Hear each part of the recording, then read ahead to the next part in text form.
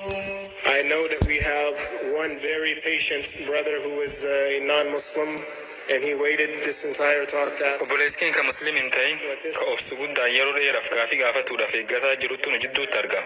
Kanaafuu amma maayikii warra dhiiraa ka fuulduratti argamu kanirraa obboleessi maqaa isaa fi dalagaa isaa himatee gaafii isaa gabaabinaan akka gaafatu carraa isaaf kenna. Good evening, everyone.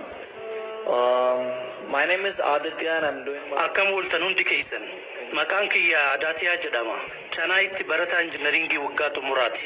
Hordofaa amantii Hinduus ta'uu gaafii Islaamummaa wal qabattu takka yeroo dheeraaf gaafatu barbaadaa ture. Gaafii tanaaf ammoo namni Dr. Zaakir Caalaa deebisaa naa kennu hin jiru. Akkuma dubbii kee keessatti ibsitetti Qur'aanni kabajamaani waggaa 1400 dura barreeffame. Kitaabota Rabbiin buufaman keessaallee isa irra caaluu fi ammayyaawaa akka ta'e himte. Kanaafuu gaafii lama siif qaba. Rabbi beekaa waan hundaa yoo ta'e maaliif jalqabuma kitaaba isaa kan hunda caalaa ta'e kana ergamaa jalqabaatti kennuu dhabe? Beekumsa hunda caalaa kana ilma namaatti kennuudhaaf yeroo kana hunda maaliif ture? Gaafiin kiyya kan lammataatis kanumaan walitti hidhata. Qur'aanni waggaa 1400 dura barreeffamuu isaa dursee ilmi namaa waggoota 1000 lakkaawamaniif dachii tanarra jiraateera.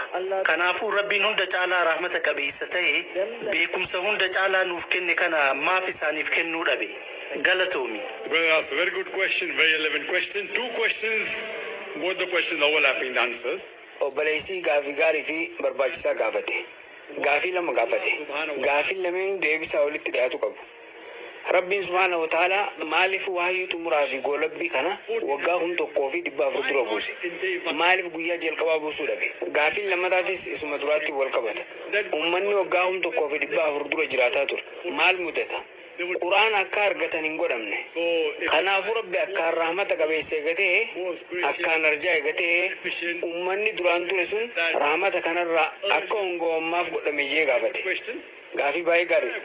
Deebisaa siif kennuuf fakkeenya takka fayyadama. Fakkeenyaaf ilmi kiyya yaa abbaa kiyya akka doktora ta'uu barbaaddaami maaliif oolmaa daa'immanii sadarkaa duraa sadarkaa lammaffaa achi booda kolleejjii akka baradhu na goota?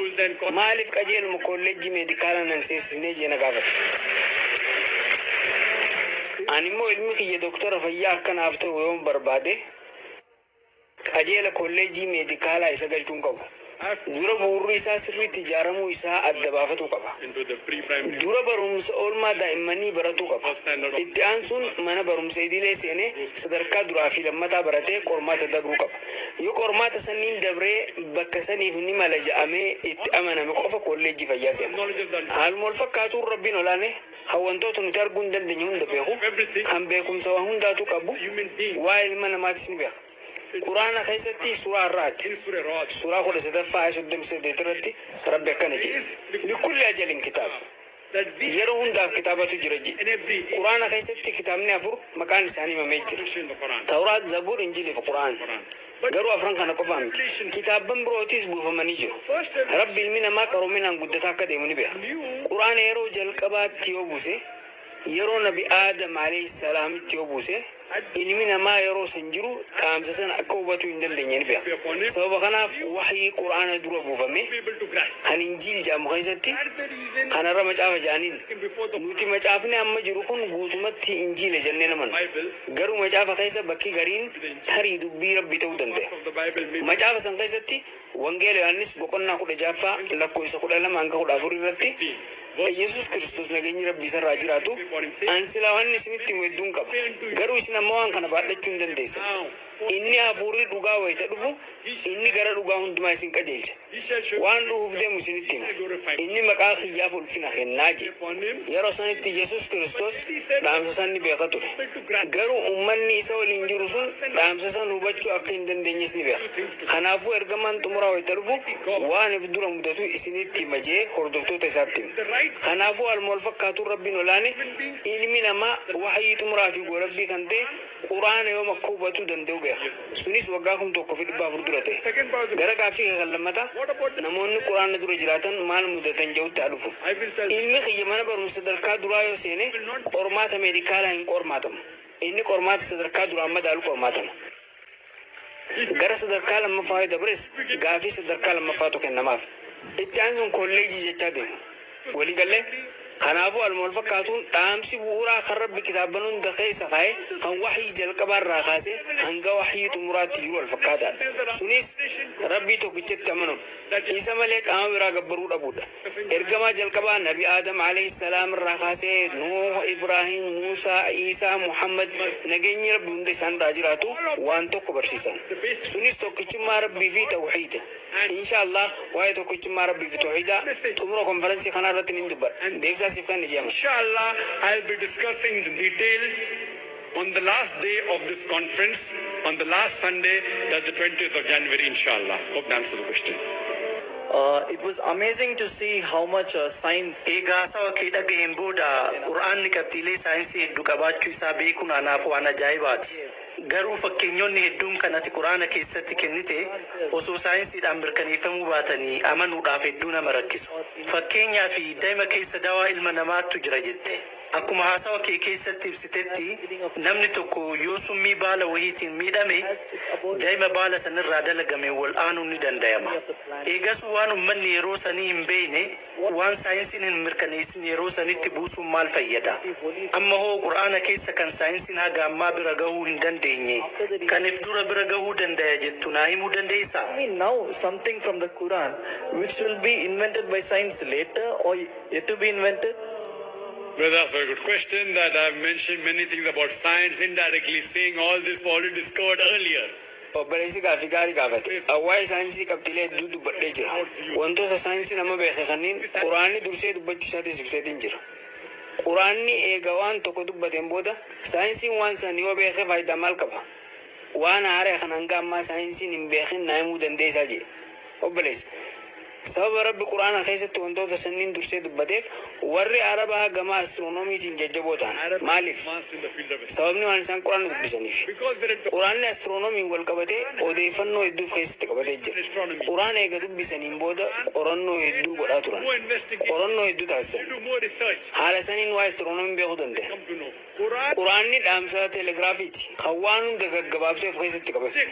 Kitaabni saayinsii, kitaabni fayyaa dhimma tokko irratti qofa yoo barreeffame mujallada hedduu barbaada.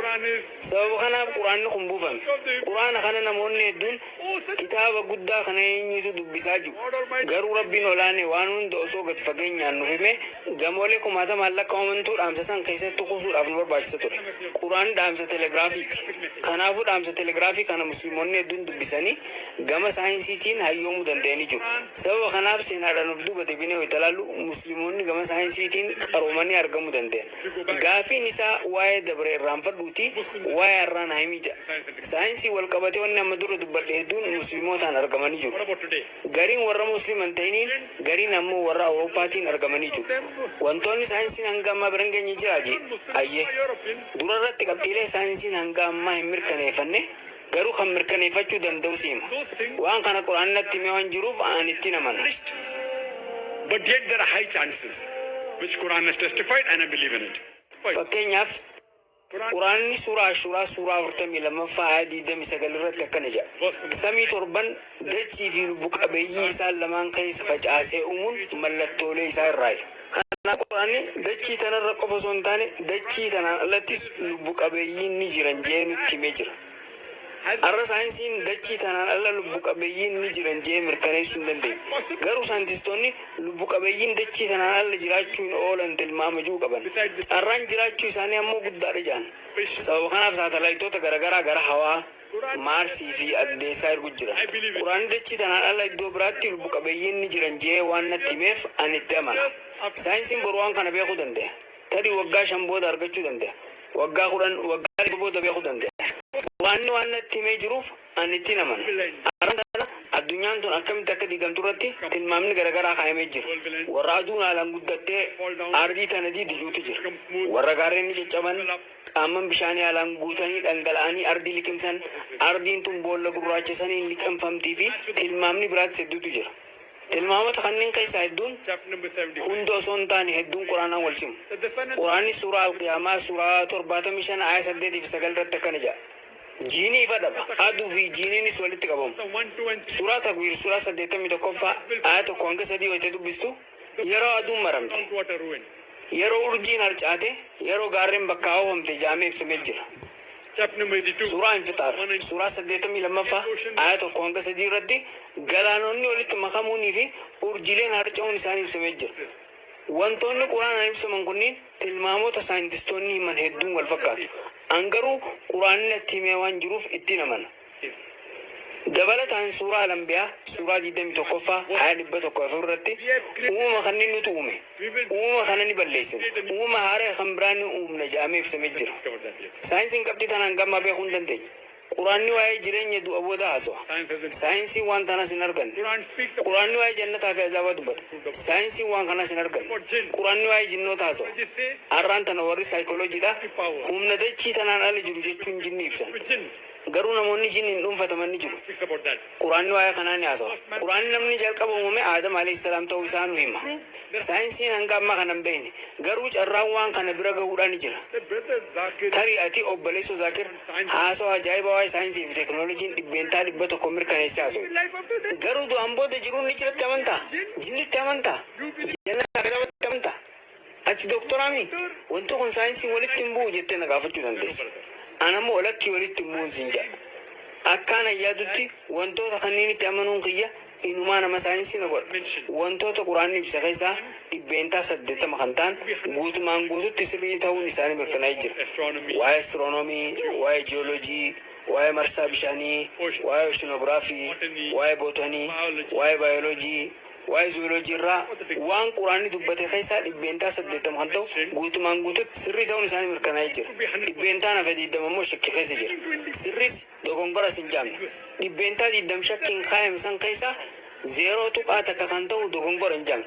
Saayinsii amanamaa ta'een hanga ammaa ayaan quraanaa tokkollee dogongora jaameen ibsame. Wanti hundi shakkidha.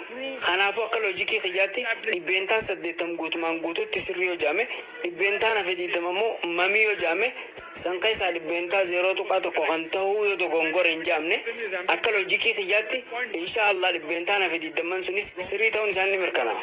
Yoo har'a ta'uu baatee boru waggaa 50 booda waggaa 100 booda waggaa 1000 booda guyyaa isaan mirkaneessan rabbiitu beeka. Garuu du'a booda jireenyi jiraachuu isaanii mirkaneessu. Jinniin jiraachuu isaanii mirkaneessu. Azaabni jiraachuu isaanii mirkaneessu. Jannanni jiraachuu isaanii mirkaneessu. Qabxiilee saayinsiin hanga ammaan beekin garuu kaniif dura mirkaneessuu irratti haasawa biraa taasisuu hin danda'e.